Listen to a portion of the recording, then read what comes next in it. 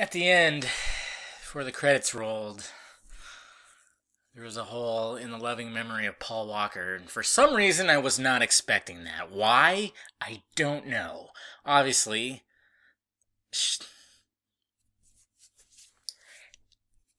tear.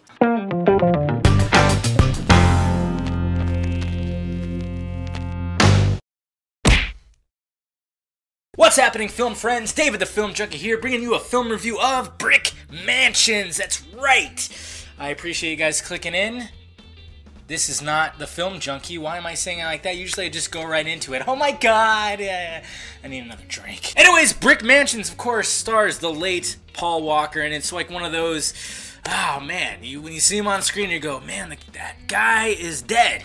How is that? Ah, it's so weird, especially since you've been I've been watching his movies for like the last 10, 15 years. It's very crazy. It's surreal almost, to think that he's no longer going to be making movies. It's kind of sad, and then of course you hope like the movie's just going to be, it's going to be great. Yeah, Paul Walker, come on. Anyways, Brick Mansions, of course, yes, stars Paul Walker and, God, my phone's way over there, something Bell, and RZA. Yeah, he's still trying to act. And the director of this movie actually was the editor of Taken 2 and Transporter 3. I just looked at it real quick. So, last week, Transcendence was a cinematographer's first time. Now we got an editor's time. Okay. And basically what happens in Brick Mansions, Paul Walker plays a cop, naturally. And he has to infiltrate this area of Detroit.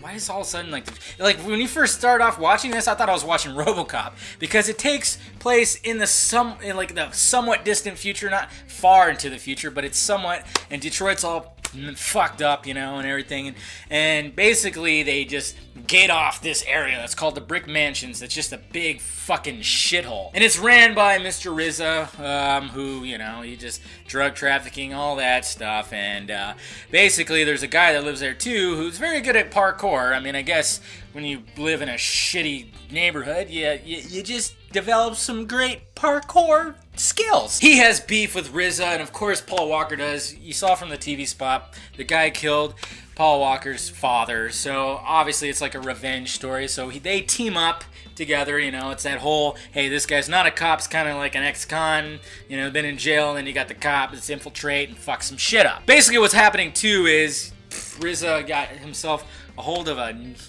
bomb, and it's supposed to go off, so they kind of have to get the bomb, which was random. I was thinking, I thought it was just going to be random cop story, but there's a bomb. So naturally he has to go in there, defuse the bomb, and hey, save everybody who's in the bomb radius. What did I think of Brick Mansions?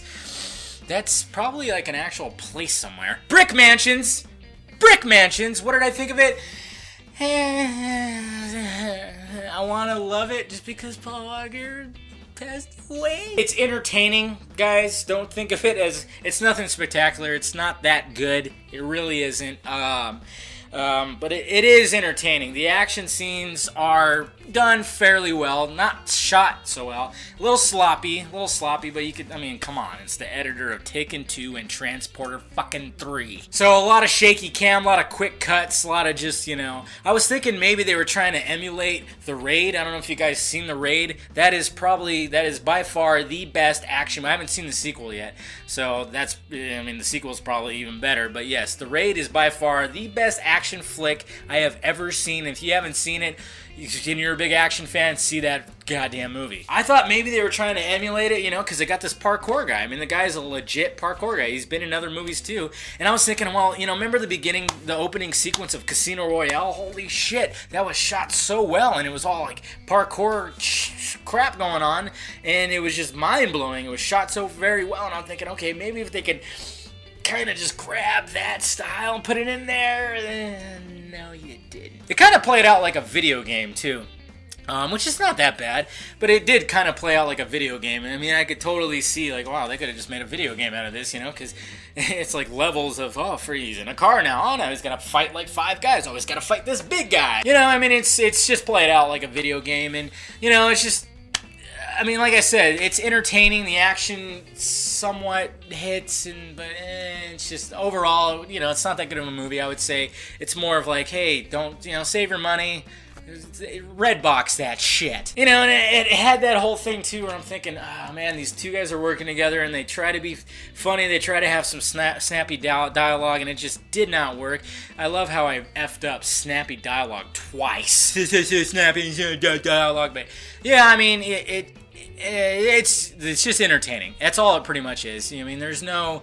Even RZA, I mean, he's not exactly the greatest actor, and he does his best, but, let's face facts, he's just not that great of an actor, so I would say save your money. This is more like a red box of Netflix, something like that, It's nothing, it's nothing to rush out to see. I mean, I know a lot of people go see it just because Paul Walker, and like I said in the beginning, they do that whole in loving memory, and even there's, the girls in the theater like, and oh wait, that was just me. I was by myself in the theater, and I went, yeah, I say save your money. It wasn't like terrible. It wasn't Transcendence, for God's sakes. Oh, but it wasn't that good either. It was just like an entertaining action romp, and sometimes it just stuff didn't work.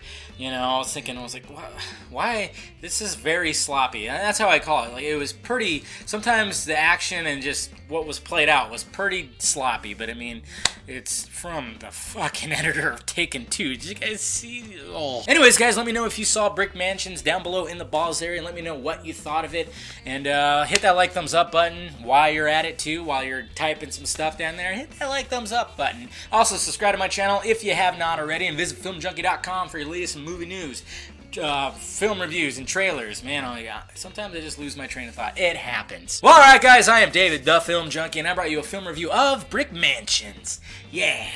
It was funny too because I knew like the movie was coming to an end, everything resolved itself, and blah blah blah. It was coming to an end, so I put on my jacket, and I thought like the credits were about to roll, and there was like a little bit extra, so I kind of was slowly walking out, and then all of a sudden like it went out, and then all of a sudden it just faded in his picture and said in loving memory, and I was like, oh, that guy, here man, yeah, kind of sad, because there, everybody says how much of a great guy he was. I mean, for God's sakes, he was leaving a charity event when he crashed, man. That just sucks. But, alright, guys.